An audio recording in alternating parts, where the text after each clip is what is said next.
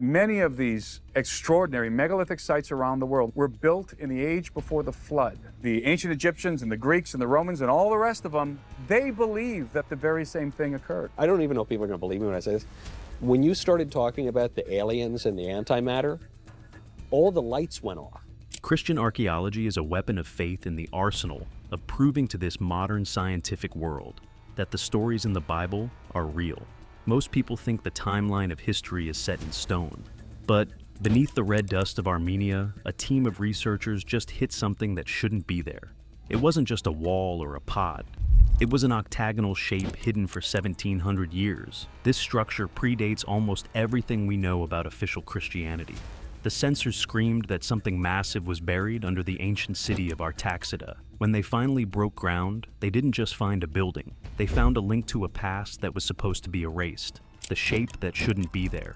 The ground does not lie. We might lose books, burn scrolls, and forget legends, but the earth keeps a perfect record of everything we try to hide.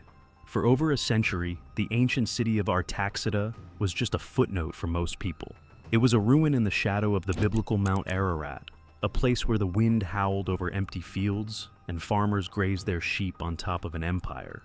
But a team from the University of Munster decided to look deeper. They were not using shovels, at least not at first. They were using magnetic prospection. Basically, they were X-raying the floor of the valley. They expected to find the usual things.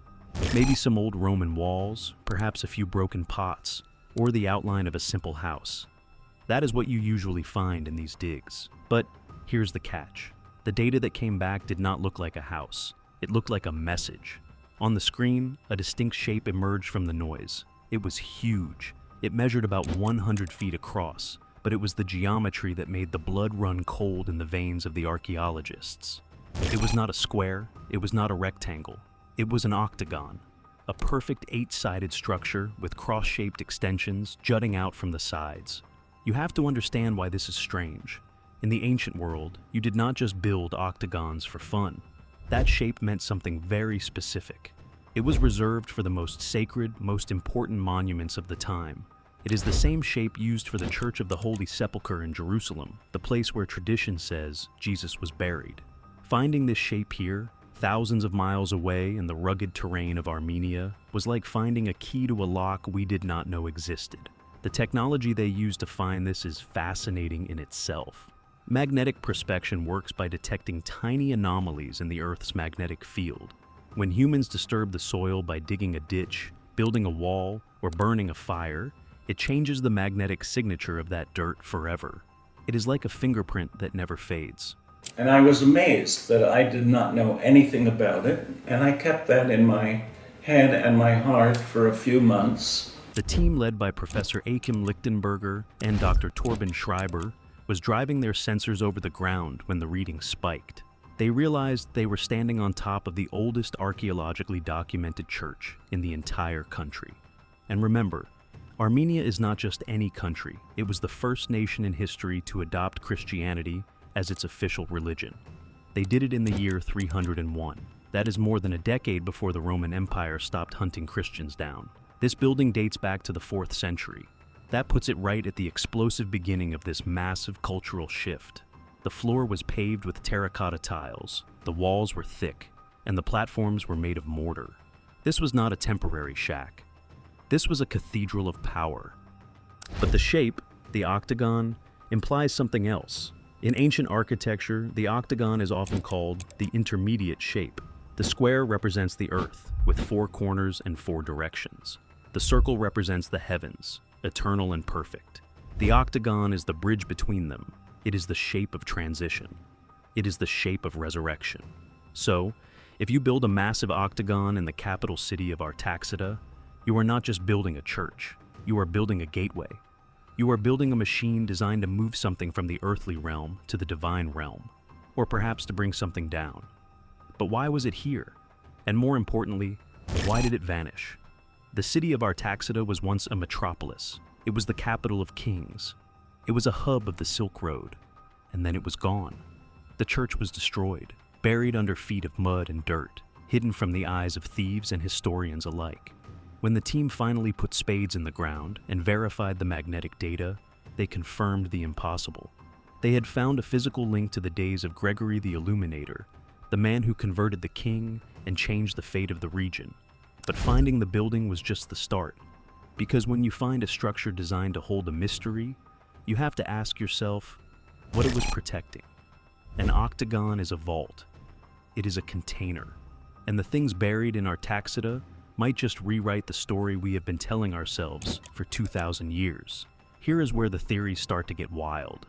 Built in the 1st century before Christ by Tigran the Great, the king of the Armenian Empire. Some researchers speculate that the specific alignment of this octagon is not just about Jerusalem.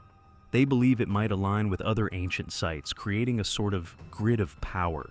If you look at the placement of the Holy Sepulchre, the Church of the Nativity, and now this discovery in Artaxata, they form a specific geometric pattern across the Middle East. Was this building placed here to tap into some kind of telluric current? Was it a battery for spiritual energy? It sounds crazy, but the ancients were obsessed with location. They did not build randomly. They built where the earth felt alive. And right next to this site is Mount Ararat, the legendary resting place of Noah's Ark. If you were going to build a vault to hold the most important secrets of the New World, would you not build it next to the mountain that saved humanity from the Old World? The discovery of the octagon has opened a door that many people did not want opened. It challenges the timeline.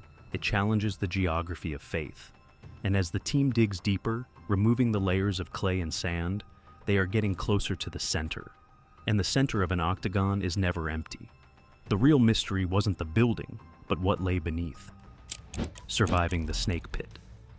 To understand why this vault in the ground matters, you have to look at the blood-soaked history of the ground itself. It is not that simple, though.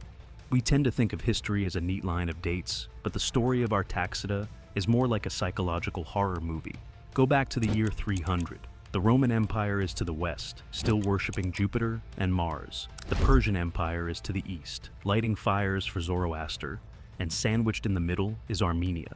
The ruler is King Tiridates III, and by all accounts, he was a brutal, efficient warlord. He was a man who solved problems with a sword. The story goes that a man named Gregory came to the court. Gregory wasn't a warrior. He was a preacher. He refused to offer a sacrifice to the pagan goddess Anahit. In the ancient world, refusing the king wasn't just rude. It was a death sentence. It was treason. But Tiridates didn't end him quickly. That would have been too easy. Instead, he threw Gregory into a pit, a deep dark hole in the ground known as Kor Virap. It was infested with snakes and scorpions. It was a place designed to drive men mad before they perished from thirst. This wasn't a jail cell. It was a grave with the lid left open. Gregory survived in that pit for 14 years. 14 years in the dark. Think about that for a second. How does a human being survive 14 years in a snake pit, without sunlight, with barely any food? The official story says a woman threw him bread every day. But let's look at the wilder theory. What if Gregory didn't just sit in the dark?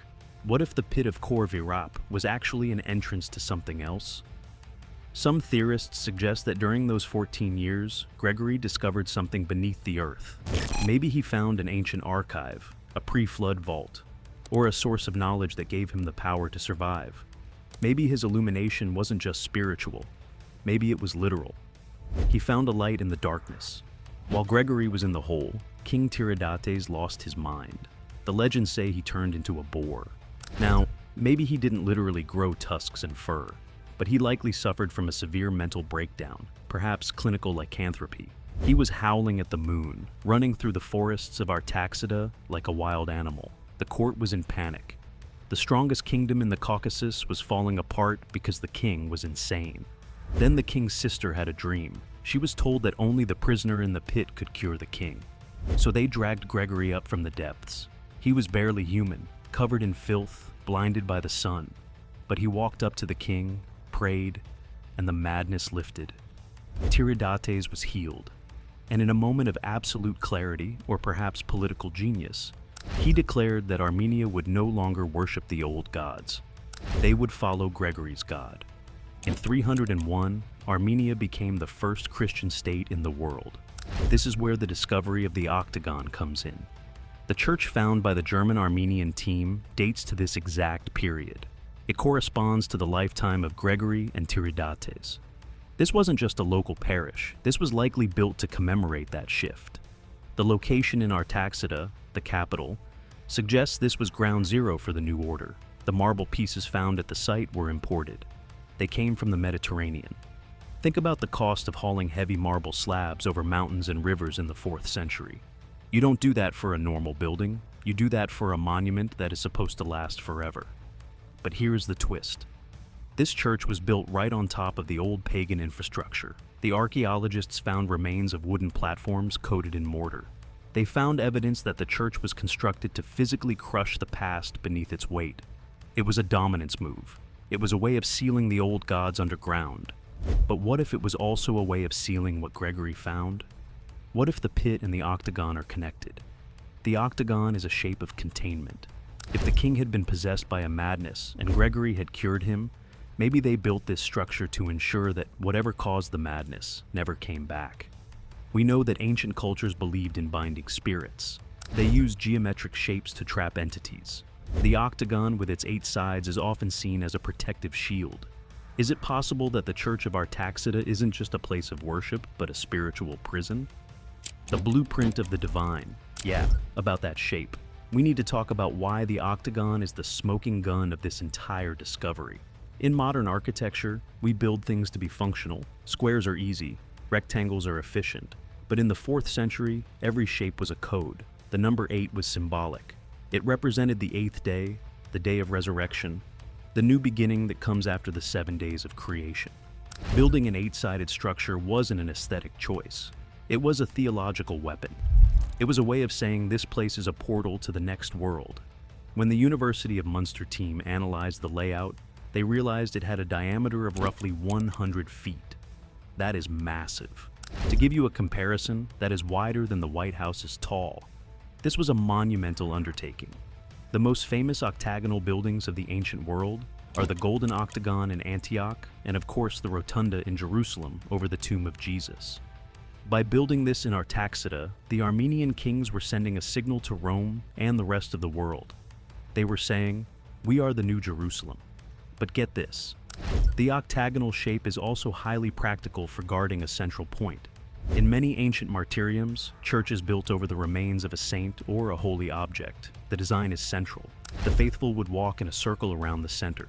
The focus wasn't a stage at the front, it was the floor in the middle. The team found remains of the terracotta floor. But what is missing is just as important as what is there. The center of these structures often contained a crypt or a reliquary, a vault. If you want to keep digging into the truth with us and uncover the secrets the world forgot, hit that like button and subscribe. Is it possible that the Vatican is already moving to suppress what the University of Munster finds next?